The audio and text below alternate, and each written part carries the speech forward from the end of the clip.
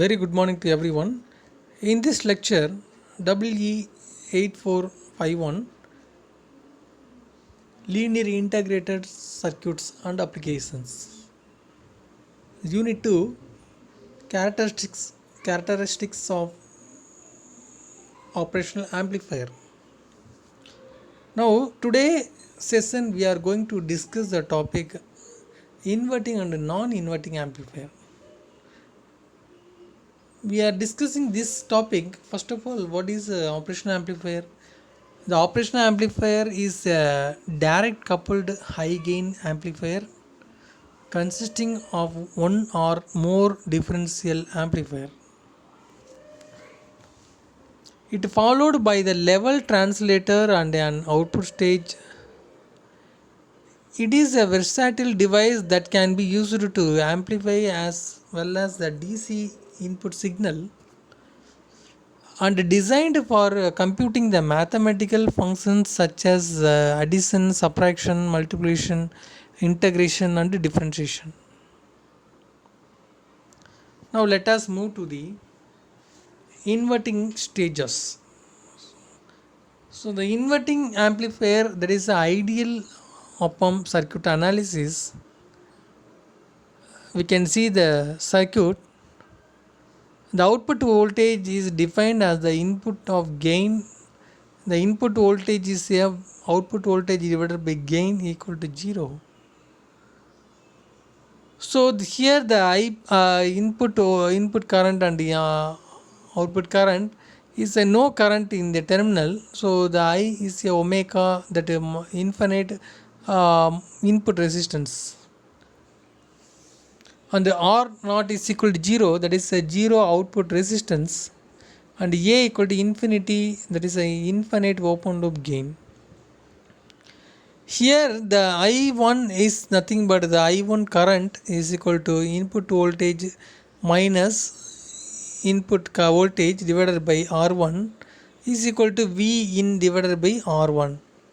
The output voltage, that is output current of 2, the output current 2 is equal to Vn minus V0 divided by R2 minus V0 divided by R2. And then input stages I1 and I2 is equal to input voltage divided by R1 is equal to minus R2.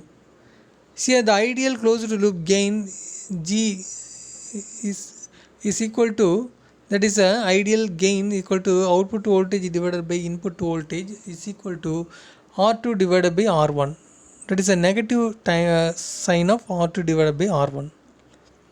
And then we can find out the gain of an inverting operational amplifier, the negative of minus R2 divided by R1. So the input resistance is equal to R1, the output resistance equal to 0. Now let us move to the non-inverting amplifier. In non-inverting amplifier, the ideal operational amplifier circuit is shown in figure. It is the same parameters of IP and IN is equal to 0, that is no current into the terminals, and input resistance equal to infinity, and R0 is a 0 output resistance, and A into infinity is input infinite open loop gain. So we can find out the equation of the I1, that is the input current, is equal to minus Vn divided by R1 equal to Vin divided by R2, and I2 is equal to Vn minus V0 divided by Vp is equal to Vin minus V0 divided by R2. So here the x1 I1 and is equal to I2. So the input voltage divided by resistance R1 and the output resistance, that is 0. So the gain equal to 1 plus R2 divided by R1. The resistance of input and output is 0 to infinity or infinity to 0. Now we can move to the finite of open loop gain. So this is an inverting amplifier effect of finite open loop gain. Here the gain of the output of inverting amplifier is equal to V0 divided by Vm is equal to negative of R2 divided by R1. So 1 plus 1 lambda A 1 plus 1 divided by A into 1 plus R2 divided by R1. So at gain is equal to infinity. So we can find out the negative cosine term of minus R2 divided by R1. Here let considered as a inverting amplifier stages designed, the R1 is equal to 10 ohm and R2 is equal to 10 kilo ohm. In this case the ideal voltage gain is 0, but by assuming that A ranges in value from 1000 volt to 10,000, so the table shows the real gain and the resulting deviation in the percentage from the ideal cases. Now we can move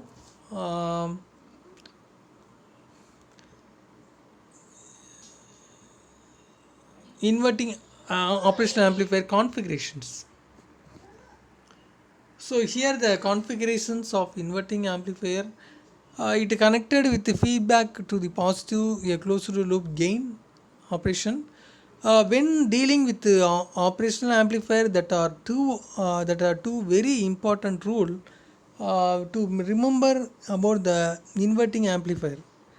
There are no current flow into the input terminal, and input voltage and current always equal to V2. However, in real world operational amplifiers circuit, both of these rules are slightly broken.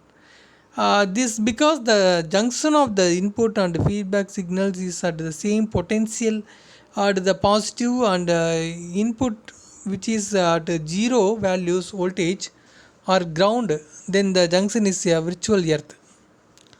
It because the virtual earth node resistance are in and closed loop gain of the inverting amplifier, it can be set by the ratio of the two external resistance.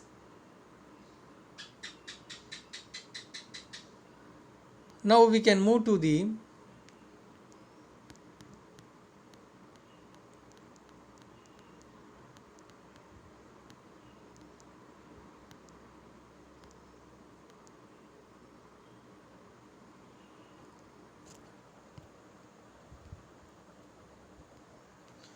operational amplifier as a inverting amplifiers. So it is one of the operational applications as non-inverting and inverting. First of all, the inverting applications, the inverting circuit implemented with an operational amplifier are more constant distraction. It is comparatively low. It provides a better transitory response. When operational amplifier is applied in a closed loop, there is a linear relationship between the input and output. So it provides a better transfer response. It is a linear input and output. The inverting amplifier can be applied for the unity of forward resistance into input resistance, that is a feedback resistance, and the feedback input resistance. Now the operational amplifier applications as non-inverting amplifiers, the input signal when applied to the non-inverting input, the output is applied back to the input via a feedback resistance created by feedback resistance and input resistance. Rf is the feedback resistance and Ri is the input resistance. The operational amplifier applications as a non-inverting amplifiers, the voltage gain without any kind of phase inversion in transistor equivalent, there are many two transistor stage are needed to this, and it is a high level impedance compared with the inverting input, and easily adaptable voltage gain. The total remoteness of signal supply from the output. Now the applications of differential amplifier. The differential amplifier using the inverting and non-inverting stages of operational amplifier. It is mostly used to amplify the diversity aimed to input signal. So the major classifications applications of differential amplifier: signal amplification, second one input stage emitter coupled logic, third one switches, fifth one controlling of motors and servo motors. Now in this lecture we are discussing the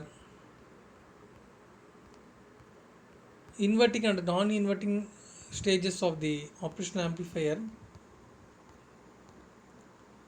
and also the frequency response, and also the what are the output characteristics of inverting and what are the input characteristics of inverting.